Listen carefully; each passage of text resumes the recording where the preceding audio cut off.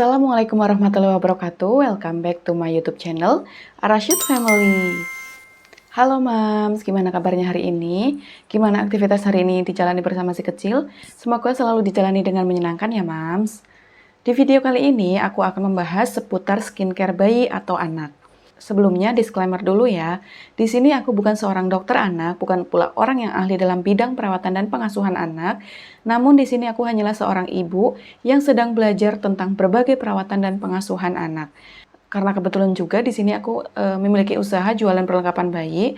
Di sini aku sering sharing-sharing bersama customer aku ya, Mams, tentang berbagai proses perawatan dan pengasuhan anak. Jadi di sini aku inisiatif ingin sharing ke teman-teman semua di sini. Kita sama-sama belajar ya, Mams, tentang bagaimana caranya memberikan perawatan yang benar, yang baik untuk anak. Jadi apabila ada kesalahan dalam pengucapan atau penyampaian, bisa tulis di kolom komentar untuk perbaikan aku ke depannya ya, Mams. Intinya di sini kita sama-sama belajar untuk memberikan yang terbaik untuk anak. Dalam pembahasan tentang skincare pada bayi atau anak, pasti tuh banyak banget yang bertanya-tanya, sebenarnya apa sih yang dimaksud dengan skincare bayi? Emang perlu bayi dipakein skincare? Emangnya aman? Kok kayak orang dewasa aja sih pakai skincare? Eits, jangan salah sangka dulu, Mams. Tentunya skincare yang digunakan untuk bayi sangat berbeda dengan yang digunakan oleh orang dewasa. Nah, terus apa sih yang disebut dengan skincare bayi itu? Pertama-tama kita bahas dulu apa yang disebut dengan skincare. Skincare sendiri adalah sebuah proses perawatan terhadap kulit yang bertujuan untuk merawat kulit agar lebih sehat dan terawat. Nah, skincare bayi adalah produk perawatan yang dikhususkan untuk bayi yang digunakan untuk merawat kulit bayi agar lebih sehat dan terawat. Apa wajib untuk bayi menggunakan skincare? Jawabannya adalah tidak. Sebenarnya ada beberapa sumber yang menyatakan bahwa penggunaan skincare pada bayi itu perlu, dan ada pula yang menjelaskan bahwa skincare pada bayi itu sebenarnya tidak perlu.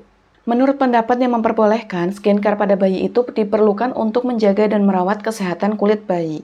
Sedangkan pendapat yang tidak setuju akan penggunaan skincare bayi menjelaskan bahwa kulit bayi itu sebenarnya masih sangat tipis dan sangat sensitif, sehingga apabila nanti menggunakan skincare, yang dikhawatirkan akan terjadi iritasi pada kulit bayi. Lalu bagaimana kita menyikapi dua pendapat yang berbeda tersebut? Menurut aku, kedua pendapat tersebut tidaklah salah. Tapi kitalah yang harus pandai dalam memahami dan menyikapinya. Karena kita tahu sendiri bahwa sekarang ini sudah banyak sekali produk-produk skincare untuk bayi, tentunya yang dijual oleh brand-brand ternama yang memang sudah teruji secara dermatologi aman untuk kulit bayi. Menurutku, penggunaan skincare pada bayi itu boleh-boleh saja, namun tetap harus memperhatikan keamanannya untuk bayi. Jangan sampai kita salah dalam memilih produk perawatan untuk kulit si kecil. Alih-alih kita ingin memberikan perawatan agar kulit si kecil lebih sehat dan terawat, justru malah sebaliknya. Yang didapat, kulit si kecil bisa saja iritasi ketika kita salah dalam memilih produk untuk si kecil. Apalagi kita tahu sendiri, kulit bayi baru lahir atau newborn itu masih sangat tipis dan sangat sensitif. Dan tentunya apabila kita memilihkan skincare atau produk perawatan untuk kulit si kecil, tentunya kita harus memilih dengan produk-produk yang memiliki komposisi yang aman untuk bayi. Supaya menghindari terjadinya iritasi. Karena apabila sudah terjadi iritasi, pasti si kecil itu akan rewel dan pastinya bikin si kecil itu nggak nyaman. Aduh, jangan sampai deh kita salah dalam memilih produk untuk si kecil ya, Mams. Lalu, kalau kita pengen memilih produk skincare untuk bayi, sebenarnya produk seperti apa sih yang harus kita pilih? Urutan-urutan skincare-nya itu dimulai dari mana? Dan manfaat yang akan kita peroleh itu apa untuk kulit si kecil? Oke, let's go kita bahas. Sebenarnya treatment atau perawatan apa aja sih yang biasanya diberikan kepada bayi? Yang pertama, seperti yang kita lakukan sehari-hari, untuk membersihkan badan kita itu harus mandi. Dimana mandi ini adalah perawatan terhadap kulit yang pertama kali, bertujuan untuk membersihkan kotoran yang menempel pada badan. Nah, begitu pula dalam proses perawatan bayi atau proses merawat kulit si kecil, itu kita mulai dengan merawat kulitnya itu dengan cara memandikan si kecil dulu ya, Mams. Nah, tujuannya mandi itu seperti yang tadi disebutkan untuk membersihkan kotoran yang menempel di badan, mulai dari kepala sampai ujung kaki. Pertama diawali dengan membersihkan badannya, lalu kemudian area kepalanya juga dibersihkan. Karena membersihkan kulit kepala merupakan tahapan skincare juga untuk si kecil, di mana fungsinya adalah untuk merawat dan menjaga kebersihan kulit kepala si kecil. Tentunya dalam memandikan anak atau terutama newborn atau bayi baru lahir, kita nggak boleh sembarangan ya mams.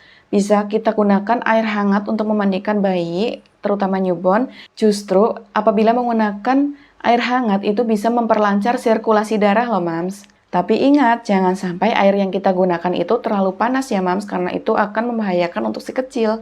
Menurut American Academy of Pediatrics atau AAP, menjelaskan bahwa memandikan bayi itu sebenarnya tidak boleh terlalu lama dan terlalu sering. Mungkin alasannya karena kulit si kecil itu masih sangat tipis dan sangat sensitif. Yang dikhawatirkan apabila nanti kelamaan atau terlalu sering memandikan si kecil itu malah justru membuat kulit si kecil itu malah menjadi kering dan iritasi. Nah, biasanya produk skincare yang digunakan untuk memandikan si kecil itu terdiri dari sabun dan shampoo khusus untuk bayi. Nah, biasanya untuk bayi itu sudah digabung antara shampoo dan sabunnya. Biasanya itu jadi 2 in 1 gitu mams. Tapi ada juga yang terpisah antara sabun dan sampo. Pemilihannya itu tergantung dari mams sendiri ya mams. Mau memilih yang 2 in 1 sekaligus untuk shampoo dan sabun atau yang terpisah antara sabun dan shampoo-nya. Yang terpenting pilihlah produk yang memiliki kandungan alami yang baik untuk si kecil. Yang kedua, setelah mandi biasanya diolesi minyak telon. Loh, kenapa minyak telon? Ya mams, karena minyak telon itu mengandung komposisi yang baik untuk kulit si kecil. Dari yang udah aku bahas di video sebelumnya tentang minyak telon, bahwa minyak telon itu mengandung 3 bahan yang baik untuk kulit si kecil, yaitu ada minyak adas, minyak kayu putih, dan minyak kelapa.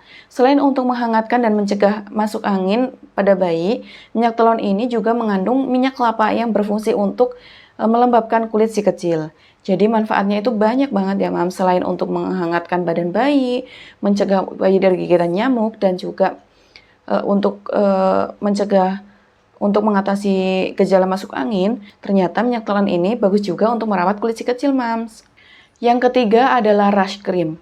Rush Cream di sini adalah sebuah produk untuk merawat kulit bayi, untuk mengatasi ruam pada kulit bayi. Biasanya Rush Cream ini digunakan untuk mengatasi ruam popok pada bayi. Namun, ada juga Rush Cream yang berfungsi untuk mengatasi berbagai ruam kemerahan pada kulit si kecil. Selain itu, Rush Cream ini juga bisa untuk melembutkan kulit si kecil. Selanjutnya, yang keempat adalah baby cream. Karena baby cream adalah campuran antara minyak dengan air yang diformalisikan khusus untuk merawat kulit si kecil yang lembut dan sensitif dari berbagai masalah kulit seperti iritasi, kekeringan, dan juga menjaga kelembapan kulit. Biasanya baby cream ini digunakan di bagian tangan, bagian kaki, atau bagian-bagian lipatan dan bisa juga untuk mengatasi ruam.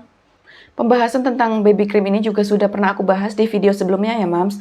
Lalu yang kelima adalah baby lotion. Pada dasarnya baby lotion ini fungsinya sama seperti baby cream. Namun tekstur dari baby lotion ini lebih encer sehingga lebih cepat meresap pada kulit si kecil. Kemudian selanjutnya yang keenam adalah baby oil. Baby oil ini biasanya digunakan untuk memijat si kecil ya mams. Selain itu, baby oil juga berfungsi untuk menambah kelembaban kulit si kecil loh mams.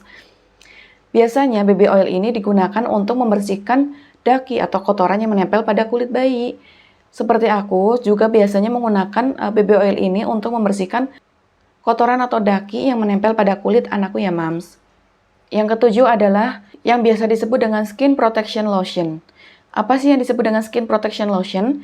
Skin protection lotion ini biasanya digunakan untuk merawat kelembaban kulit bayi dan untuk menyejukkan kulit bayi yang memerah karena gatal.